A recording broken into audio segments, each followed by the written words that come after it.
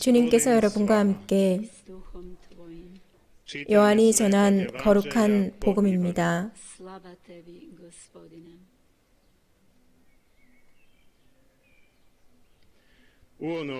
그때 예수님께서 제자들에게 말씀하셨다. 내가 진실로 진실로 너희에게 말한다. 너희는 울며 애통해 하겠지만 세상은 기뻐할 것이다. 너희가 근심하겠지만 그러나 너희의 근심은 기쁨으로 바뀔 것이다. 해산할 때의 여자는 근심에 쌓인다. 진통의 시간이 왔기 때문이다. 그러나 아이를 낳으면 사람 하나가 이 세상에 태어났다는 기쁨으로 그 고통을 잊어버린다. 이처럼 너희도 지금은 근심에 쌓여 있다.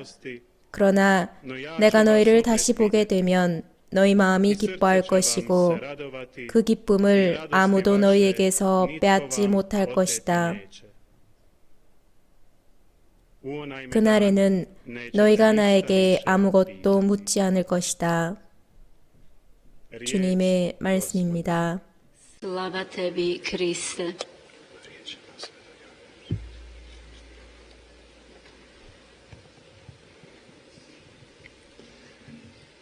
Draga braćo i sestre, 사랑하는 형제자매 여러분, ovo vazmeno vrijeme je uistinu 부활 시기는 우리 그리스도교 신자들에게 참으로 열매를 맺을 수 있는 시기입니다. 우리의 신앙과 신앙의 성숙에 아주 유익한 시기입니다. 부활 시기는 정확히 우리 신앙의 신비, 즉 주님께서 우리에게 남겨주신 가장 위대한 신앙의 신비를 경축하는 시기이기 때문입니다. 우리는 집중적으로 주님의 부활에 대해서 얘기하면서 부활 시기를 보내는데 주님의 부활은 모든 성체성사의 거행에서 경축하는 것입니다. 거기에다 이렇게 주님의 승천 대축일도 있어서 우리 신앙의 신비를 일단락해서 말할 수 있습니다. 그래서 주님은 부활 시기에 우리에게 은총을 주시는 것입니다. 우리가 신앙을 세워나가고 주님 안에서 신앙의 성숙을 이룰 수 있도록 은총을 주십니다.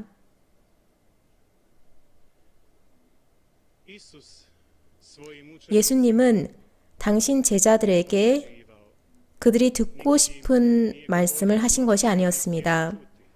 제자들만이 아니라 사람이라면 보통 듣고 싶어 하는 말들, 말하자면 기쁘게 살 것이다, 모든 것을 넘치도록 받을 것이다, 아무 문제도 없을 것이다, 이런 말씀을 하지 않으셨습니다. 예수님은 그런 식으로 제자들에게 접근하지 않으셨습니다. 어쩌면 정확히 이런 이유로 그렇게 많은 마음을 사로잡으신 것일 수도 있습니다. 예수님은 진리를 말씀하셨기 때문입니다. 옳은 것, 진리를 말씀하셨습니다. 모든 사람이 삶 안에서 직면해야 하는 것을 아셨고 또 그것을 말씀해 주셨습니다. 우리 모두, 특히 연세가 있거나 인생 경험이 있으신 분들은 삶이 언제나 동화에 나오는 얘기 같지가 않다는 것, 언제나 알록달록하고 아름답지만은 않다는 것을 알고 있습니다. 살다 보면 여러 문제와 어려움, 환난이 닥치는 것이 인생이라는 것을 우리는 알고 있습니다. 예수님은 제자들에게 이 어려움에 대해서 분명히 말씀해 주시면서도 모든 사람이 살면서 겪는 삶의 어려움에 초점을 맞추지 않으십니다. 사람이 성장하고 나이가 들면서 이러한 문제와 어려움들이 그들에게 영향을 줄 것이다 라는 것에 초점을 맞추지 않으시고 예수님은 더 깊게 들어가십니다. 예수님은 여느 사람들이 살면서 겪을 이런 문제와 더불어서 당신의 제자들은 더 큰 문제에 직면할 것을 말씀해 주십니다. 왜 그럴까요? 예수님에 대한 제자들의 믿음 때문입니다. 이들의 믿음 때문에 대다수의 사람들, 즉 우리 주 예수 그리스도를 믿지 않는 사람들보다 더 큰 문제가 생길 것입니다. 예수님께서 이렇게 말씀하십니다. 내가 진실로 진실로 너희에게 말한다. 너희는 울며 애통해하겠지만 세상은 기뻐할 것이다. 형제자매 여러분, 우리도 마음으로 정확히 이런 것들을 자주 느끼지 않습니까? 우리는 울고 애통해 하는데 세상은 기뻐하는 경우 말입니다. osjetili u sebi kako 우리가 이 세상에 있기는 한데 이 세상에 속하지는 않은 것 같은 느낌입니다. kako smo osjetili da u nama 우리 안에 날마다 자라는 ona 신앙의 나무가 있다는 것, ka vjere 주님께서 우리 마음 안에 심어주셨고 또 매일 계속해서 자라고 있는 신앙의 나무가 있다는 것을 우리는 느낍니다. po njoj razlikujemo. 바로 이것 때문에 우리는 세상의 다른 사람들과 다른 것입니다. 바로 이 차이점 때문에 어느 순간 깊은 슬픔을 느끼는 것입니다.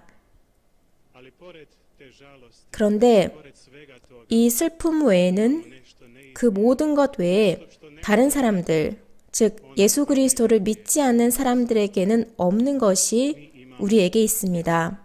utjehu. 헤아릴 수도 없는 것이 우리에게 있습니다. 바로 예수님의 위안과 그분의 말씀입니다. 그리고 예수님만이 주실 수 있는 안전과 확신이 우리에게 있습니다. Onda ćemo 우리 안에 그것만 있으면 sve nevolje 살면서 겪는 모든 문제나 어려움, 환난을 헤쳐갈 수 있습니다. da Isusova riječ ne može 예수님의 말씀은 사라질 수 없다는 것을 알고 그 말씀이 거짓일 수 없고 그분의 약속이 거짓일 수 없고 사실 무근일 수 없다는 것을 인지하면서 말입니다. je sama, 예수님은 완전한 진리이시기 때문입니다. upravo je to ona snaga 이것이 우리를 앞으로 이끌어 나아가는 힘이고 영원함으로 인도하는 힘입니다. koja nam daruje 그리고 이 세상 삶의 모든 문제와 환난, 그리고 살면서 이 세상에서 마주치게 될 모든 것을 견딜 수 있게 하는 은총입니다. 우리가 이것을 알게 되면 이 세상을 더 잘 알 수 있게 됩니다. onda smo svjesni da moramo 우리는 poznavati 그 말씀에 귀를 기울여야 하고 그 말씀을 찾아가고 그리고 그 말씀에 ići za njom. 따라서 살아야 합니다. No, sebe 그리고 매일 그 말씀을 되새겨야 합니다. a ta riječ nam je, braćo i sestre, 그리고 형제자매 여러분, 그 말씀이 복음서를 통해서 우리에게 남겨졌습니다. 예수님의 삶과 그분의 말씀이 그 안에 있습니다. da je to živa 그렇기 때문에 그 말씀이 살아있는 말씀이라고 하는 것입니다. 죽은 문자가 아니라 우리 안에 생기를 주는 살아있는 말씀이고 결코 사라지지 않는 말씀이고 jedna sila ne može 또 그 어떤 것도 없애버릴 수 없는 말씀입니다. Božja. 그 말씀은 하느님의 말씀이기 때문입니다. To, braćo i sestre, 그렇기 때문에 형제자매 여러분, to posegnu. 우리는 자주 복음 말씀에 다가가야 합니다. Moramo često 처음부터 읽어야 하고 svaki dan 그 말씀은 읽고 또 읽고를 반복해야 됩니다. 매일 하느님 말씀을 기준으로 우리 자신을 세워나가야 합니다. 자주 우리 그리스도교 신자들은 독서를 많이 합니다. 다양한 문학뿐만 아니라 영적 독서도 많이 합니다. 많은 읽을 거리에 우리는 노출됩니다. 그런데 그 많은 독서 중에 복음서를 무시해버리는 경우가 많습니다.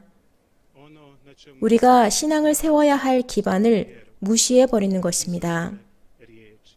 바로 예수님의 말씀이죠. U djelima apostolstva 우리가 사도행전을 보면 u Korintu 사도 바오로가 코린토에 있을 때 objavljuje da tamo ima mnogo 주님께서 환시를 통해서 바오로에게 말씀하시는 것을 읽을 수 있습니다. ali ipak on Pavla 주님께서는 그 도시에는 당신 백성이 많다고 하시면서 그곳에서 당신 말씀을 선포하라고 하십니다. čini. 그래서 사도 바오로는 그곳에서 사람들에게 하느님의 말씀을 선포하고 가르쳤습니다. 형제자매 여러분, 우리가 매일 해야 하는 것이 이것입니다. 매일 복음서를 손에 들고 읽어야 합니다. 하느님의 말씀을 읽고 묵상해야 합니다. 그리고 그 말씀이 우리 안에서 충분히 활동하도록 해서 그 말씀에서 힘을 얻어 사는 사람이 되어야 됩니다. Da nas ta riječ 그래서 그 말씀이 우리에게 온전히 영향을 주도록 해야 합니다.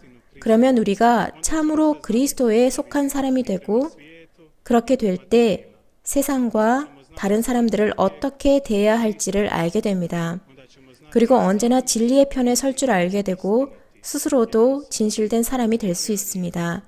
하느님의 말씀이 우리를 인도하기 때문입니다.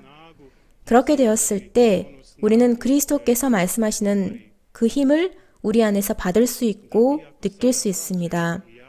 그래서 지금 우리가 슬퍼하고 울며 애통해 하더라도 결국에는 기뻐하는 사람이 될 것입니다. 그리고 이 기쁨은 그 누구도 우리에게서 빼앗아갈 수 없을 것입니다. 이것이 우리 그리스도인들에게 주시는 하느님의 위안입니다. 많은 사람들이 그리스도교나 그리스도인들을 공격하는 여러 가지 뉴스나 음모론을 보낼 때 우리는 그저 예수님의 말씀을 읽고 예수님의 위로를 받도록 합시다. 우리의 그리스도인으로서의 기쁨은 그 누구도 빼앗지 못한다는 것을 인지합시다. 우리가 주님 편에 있고 그분의 말씀 편에 서고 그분의 말씀에 따라 삶을 세워나간다면 아무도 그 기쁨을 빼앗지 못합니다. 형제자매 여러분, 이 부활 시기에 우리의 신비를 삽시다. 우리 신앙의 신비를 살도록 합시다. 신앙의 신비가 우리를 더 나은 그리스도인으로, 더 나은 사람으로 변화시킬 수 있도록 허락합시다. 주님께서는 승천하실 때 다른 보호자이신 성령, 진리의 성령을 보내주시겠다고 하셨습니다. 당신의 제자들과 함께 계실 보호자이십니다. 우리는 성령 강림 대축일까지 성령께서 신자들과 교회로 내려오시기를 기다리고 고대하면서 이 시기를 보내고 있습니다. 우리가 성령의 은사를 받을 수 있고 또 받을 준비가 될 수 있도록 이 기간 동안 기도합시다. 그래서 성령께서 우리의 마음을 하느님을 향한 사랑, 그리고 사람들을 향한 사랑으로 채워주셔서 우리 삶 안에서 그리스도교의 신앙과 그리스도인의 삶의 열매를 맺을 수 있도록 합시다. 그렇게 되기를 기원합니다. 아멘.